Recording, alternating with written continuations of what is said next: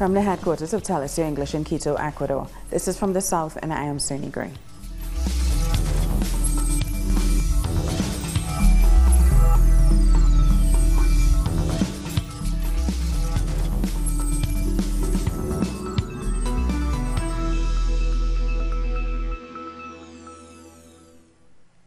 Human rights organizations in Colombia continue to condemn the killings of social leaders.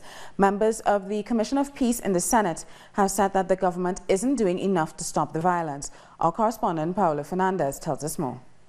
The Comisión de Paz del Congreso, or Peace Commission in the Senate, has addressed the unmade killings. This after President Iván Duque presented a new cabinet for peace, in which senior officials will be responsible for overseeing the cases of murders of social leaders.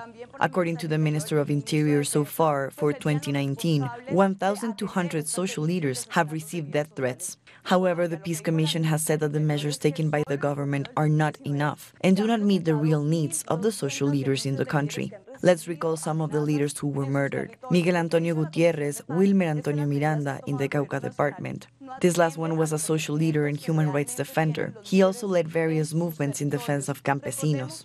Gilberto Valencia de Suárez was also killed in the department of Cauca. Social leaders that fight for peace seem to be the ones who are targeted, such as José Rafael Solano in the department of Antioquia.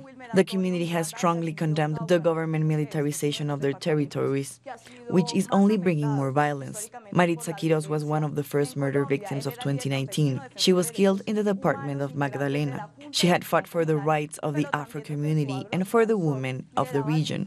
The Peace Commission has called on the UN and the OAS to take a closer look at the humanitarian crisis in Colombia.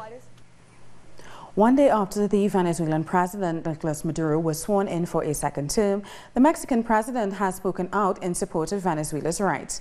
Andres Manuel Lopez Obrador said that Mexico should show respect to all governments, whether in Venezuela or the United States. I want to ask you what you think about President Nicolás Maduro's cry of Viva Mexico at his swearing-in, because of Mexico's support in not signing the Lima Group Declaration.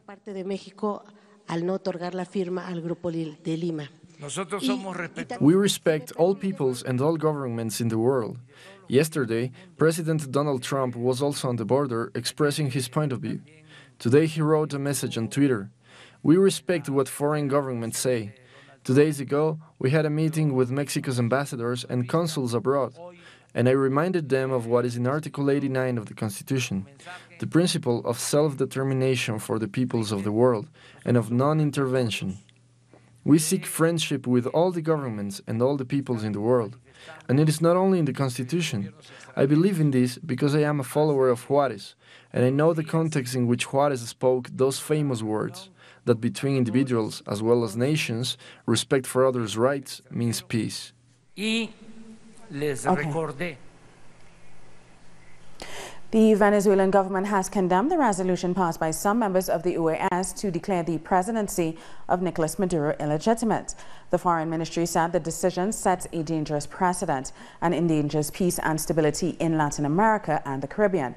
It said it was a violation of international law and that only Venezuelans at the polls can choose their president and decide who is or isn't legitimate. Meanwhile, Venezuela has been bolstering its international alliances. The Vice President, Delcy Rodriguez, met the Palestinian Foreign Minister, Riyad al-Maliki, along with the Palestinian ambassador in Venezuela, Linda Soba Ali. Both nations reaffirmed their ties of cooperation and solidarity. And Venezuela and Turkey also reviewed their cooperation agreements as Delcy Rodriguez met the Turkish Vice President, Fuat Oktay. Oktay expressed his support for Venezuela's sovereignty. He said the bonds of brotherhood and cooperation between the two countries were important for the development of both peoples. Thousands of Argentinians marched in Buenos Aires in condemnation of President Mauricio Macri's austerity agenda. The demonstration is the first of several planned as neoliberal policies continue to strangle the country's economy. Inflation has risen over the past year and the peso has lost 50% of its value. Macri reached a deeply unpopular agreement with the IMF for a $57 billion loan. The terms of the agreement mean that the government has to pursue a deficit of zero for 2019. The thing is that it's not only the rates, it's also precarious work, a lack of work, the closure of companies, and the cost of food that has increased in a disproportional way. And our correspondent in Buenos Aires, Sabrina Roth, has more. The first demonstration against high utility prices announced by the government in December 2018 took place in Buenos Aires on Thursday. The increases are brutal. 55% for electricity, 48.5% for water, and 35% for gas. The protest was called by the two unions' confederations, the driver union and some other social movements. The marchers made their way from the Avenida de Mayo to the Congress. At the end, a document was read out, saying that today workers, retired, and people who have lost their jobs have to choose between eating and paying their bills. Meanwhile, senior government officials have their money in tax havens. They also questioned government policies that favor utility companies over the Argentine people. They say that one of the main victims are cooperatives and workers. They also said they are taking legal action against public officials. Let's remember that last year judges that have given place to these cautelar measures have been under persecution and some even dismissed. We thank Sabrina Roth for that report. Mexican gas stations have started to run out of supplies after the government's campaign to crack down on fuel theft. Citizens have had to queue up in Mexico City for kilometers and hours to get their fuel. Shortages began last weekend when the government operation started. The campaign includes providing military escorts for fuel trucks and the shutting down of pipelines as a way to prevent cartels from stealing gas. So now we have The Sea Shepherd Environmental Group has published a video showing an attack by about 24 small fishing boats on the group's vessel in Mexico's Gulf of California. Sea Shepherd says that fishermen threw lead weights and dead fish at the conservation vessel while also trying to douse it with gasoline. The fishermen in the Gulf are opposed to environmentalists trying to protect the vaquita, the world's smallest and most endangered porpoise.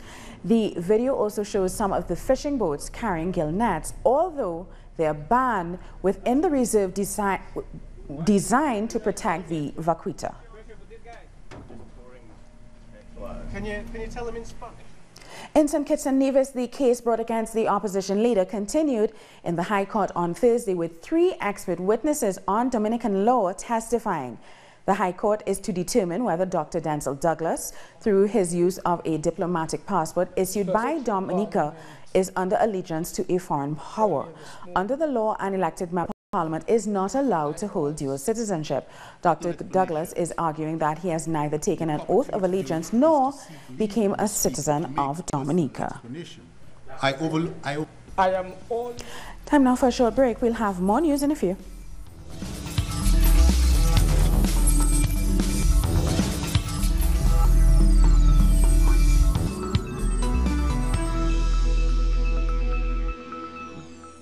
Welcome back. Protesters in Sao Paulo have promised to bring the Brazilian city to a halt if the rise in public transport fares aren't reversed.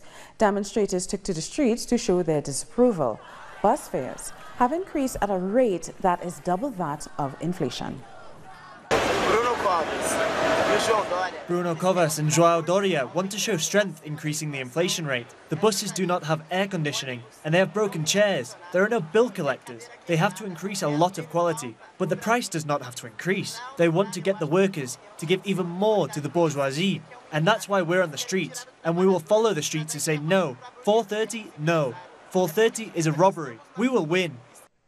A court in the United States has refused to release the former Colombian minister Andres Felipe Arias on bail. Arias is serving a 17-year prison sentence for corruption during his term as an agriculture minister. Since his sentencing in 2014, Arias has requested in several occasions to be released on bail, but all of those requests have been denied. Primary school students from the Mayan indigenous community in Guatemala will not be able to attend school for the start of the new academic term because classrooms are lacking teachers and essential materials. Close to 150 students from indigenous communities such as Ixcan and Quiche have been abandoned due to a lack of teachers. I was scheduled to start classes yesterday, but there are no teachers, and that is the reason classes have not begun. I hope the Ministry of Education takes into account the urgent needs of the community. They say the problem has occurred because there are 2 teachers who have never shown up for work since they were hired 9 years ago. However, they still remain employed as educators under Regulation 011.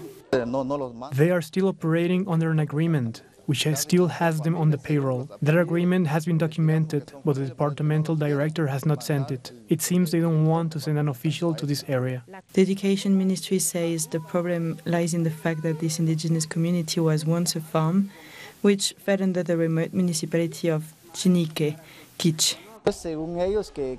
According to them, this property belongs to the Chinique people, but they're incorrect. Geographically, this place belongs to the Ixcan. Really, the only problem we have is that the area code belongs to the Chinique. Authorities from the Departments of Education say they are, in fact, aware of this problem and have vowed to rectify the concern soon. They will submit a remedial proposal during the 2019 cycle. We'll try to speak with the head of the relevant authority, but only after other requirements are met will they assign a teacher, when the coordinator has given the nod of approval and says he has a teacher available. And so these indigenous communities fear the lack of teachers is a problem that will persist for some time and will affect the start of the 2019 school term. Landslides have blocked roads, leaving travelers stranded in the mountains of central Peru. The landslides and overflowing rivers blocked roads between villages after very heavy rains. A woman was forced to give birth in an ambulance as landslides blocked the road to the hospital. Also, a truck was swept off the road after it tried to cross a flooded section of the roadway. And at least 7 people have been killed in a bus accident in Cuba. According to local media, the driver lost control of the bus while overtaking another vehicle. 33 people were injured, including 2 children. At around 4:30 in the afternoon, we were informed that there was a bus accident, which left 33 wounded. 2 of those patients are children. One is from Spain and the other is Cuban. They were transported immediately to the pediatric hospital. A norovirus outbreak has caused close to 300 people on board a Royal Caribbean cruise ship to fall ill.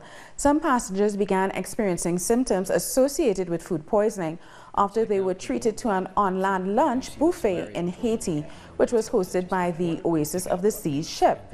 The next day, the vessel docked in Jamaica, but passengers say they weren't allowed to disembark and officials canceled the cruise. It's right next to all the fun stuff. The island of Grenada achieved a historic milestone in 2018, welcoming more than 500,000 visitors. Spread across key markets, the combined cruise, yachting and stay-over arrivals for last year was just over 528,000. That figure represents a 13% increase over 2017. It is the latest surge for Grenada, which posted a 8% economic growth in 2017 as well, which is among the highest continued growth rates in the Caribbean. And the government of Dominica is moving full speed ahead with the construction of a multi-million-dollar airport. Prime Minister Roosevelt Skerrit has assured citizens that the government has set aside funds to purchase the land, which is valued between $50 and $60 million. This latest commitment follows a number of promises made by this administration over the past decade regarding the construction of an international airport. We'll take a short break now. More news in a minute.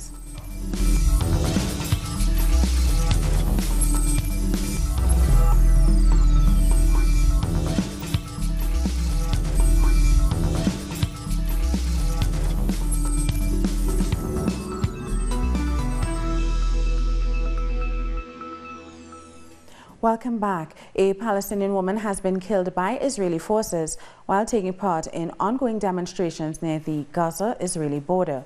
According to the Ministry of Health, 25 more people, including 2 journalists, have been injured. Protesters converged on the border to protest against Israel's continued occupation of Palestine. They're also demanding an end to Israel's 12-year blockade of the Gaza Strip, which has deprived citizens of basic commodities.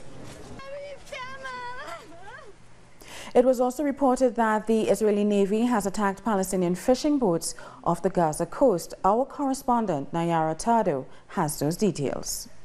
Israeli forces continue to attack Palestinians. Yesterday afternoon, the Israeli Navy repeatedly fired at Palestinian fishing boats off the coast of the Gaza Strip. As a result, one of the boats was set on fire. The two fishermen on board were reportedly captured by naval forces and taken to an unknown location. The head of the Palestinian Fishermen Union in Gaza opened fire against the fishing boats located in the northern coast of Gaza. This is not the first time this kind of incidents occur. The Israeli Navy frequently attacks Palestinian fishermen, making their work difficult. Since 2007, the Gaza Strip is under Israeli blockade, which restricts the import of goods. It also forces Palestinian farmers and fishermen to heavily rely on their daily work to make a living. Many farmers are unable to cultivate their lands as they lack the necessary materials and also water and electricity. Recently, Israeli forces have attacked farmers in various ways, on many occasions confiscating their lands. These are just some of the reasons why Palestinians in the Gaza Strip have been protesting against Israeli forces on a weekly basis, and why Palestinians also organized the Great March of Return, demonstrations across the occupied territories. They say they will continue until the situation with Israel gets resolved. The runner-up presidential candidate in the DRC, Martin Fayulu, will approach the DRC Constitutional Court to challenge the election results. Addressing supporters at party headquarters, Fayulu vowed to go to the court to demand an official recount of the vote. Provisional results released on Thursday declared Felix Tshisekedi the winner with 38% of the vote, which is just ahead of Fayulu, who got 34%. Wake up. Rise up, sons of the Congo. Take courage. We will go to the Constitutional Court to file an appeal. We will demand them to state their results, ballot by ballot, for each polling station. And an Ebola survivor has given birth to a healthy baby girl in the Democratic Republic of Congo. Doctors at a health center said that Josephine Ikoli and her baby Silvana are well, and that as far as they know, Silvana is the first baby to be born Ebola-free to a mother who was previously infected. We did a blood sample on the newborn. We took a sample from the woman who gave birth, and we took a sample from the amniotic fluid, which made us fear a process of release of the virus. After lab testing, the result did indeed come back negative. That's why we said to ourselves that it was surprising and intriguing from a scientific point of view. It's been 25 years since the fall of South Africa's white supremacist nationalist government. Late global icon Nelson Mandela became the first black president back in 1994, ushering hope after decades of colonial and apartheid oppression for the majority of black people. Our Telesur correspondent in South Africa looks at how the country is dealing with its painful past. The country is still grappling with the stubborn legacy of apartheid, which includes massive inequality. The gap between the rich and the poor grew after 1994. It also appears the political power handed to the liberation movement did not do much to decolonize the country. Policy choices that the ANC made is partly why we sit with the inequality that we had. So, for example, the ANC did not introduce free compulsory education when it started, and that would have been a way to empower those who are locked out of the economy with the necessary skills to be absorbed. In its first few years in power, the ANC government chose a patriotic black bourgeoisie, which included current President Cyril Ramaphosa, to try and de-racialize the economy. What you had was white established interests who used black people as the acceptable faces to be able to do business with government. So you had the creation of a comprador bourgeoisie. Not only did the white minority population thrive economically after independence, their history, which many black South Africans would rather forget, was also preserved. This is a school named after the architect of apartheid, Hendrik Verwoerd, who was the prime minister in the 1940s. The school now admits black children. In fact, most of the children who go to this school are black. One of the many ironies of post-apartheid South Africa. Political analyst Angelo Fick says while there was never a denazification process, the ruling ANC has made strides in changing lives of millions of people. Research in South Africa tells us that 6 out of every 10 South Africans recently polled indicate that they would vote for the African National Congress in the upcoming elections. And I think too often we judge the party by its spectacular and very public failures. And ordinary South Africans certainly judge the party by that, but they also judge the party by the very specific changes that have been brought about in their lives over the last 25 years. The symbols of apartheid and colonialism, like the building here behind me, continue to haunt South Africa 25 years after democracy. With elections on the horizon, it remains to be seen if the people of this country will give the ruling ANC yet another mandate to fulfill the promises of 1994. Matuba Mahlachi, Telesur, Pretoria. Thousands of teachers in Greece have taken to the streets to protest against government plans to change procedures for hiring staff. The bill under consideration by the government will put more emphasis on qualifications than years of experience when hiring teachers, but unions say this will disadvantage older teachers. The U.S. House of Representatives Speaker Nancy Pelosi says there is a pathway to end the partial government shutdown. The Democratic representative called on President Donald Trump to end the shutdown and allow a discussion on what is the best way to protect the border. But the fact is that what the president is proposing is not the best way to protect our borders. And I want to correct the record. He has not told the truth when he said he asked me if in 30 days I would support border security, and I said no. He knows, the people in the room know, that that was not what happened. What he said in 30 days, will you support a wall? And I said no. He went out and said something completely different, because he knows we all support border security and that there's a better way to do it. Archaeologists have discovered valuable historical cultural remains in northwest China. They include bronze ritual vessels and bells, stone chimes, wooden musical instruments, and other artifacts made from gold, jade, and lacquer. This is the first time gold scepters have been discovered in China. And with that, we've come to the end of this news brief. For these and many other stories, you can find them on our website at tellusyourenglish.net. And join us on social media. We are on Facebook, Twitter, and Instagram. For Tell Us Your English, I'm Sony Gray. Thank you for watching.